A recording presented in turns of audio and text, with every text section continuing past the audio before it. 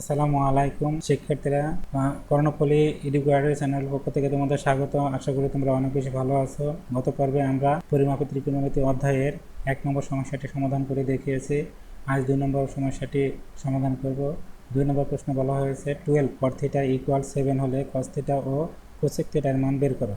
সমাধান দেওয়া আছে 12 cot θ = 7 বা cot θ = 7/12 বা cot θ = সন্নিহিত বাহু ডিভাইডেড বাই বিপরীত বাহু = BC divided by AB = 7 divided by 12।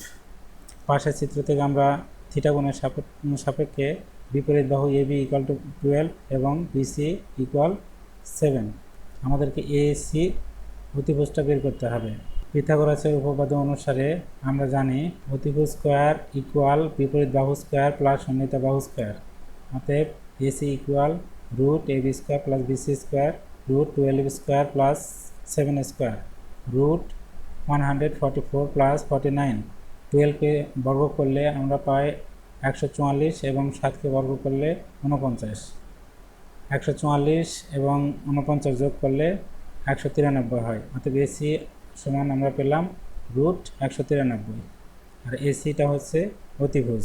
অতএব cos θ = 7 ডিভাইড বাই √193 এবং cosec θ √193 ডিভাইডেড বাই 12।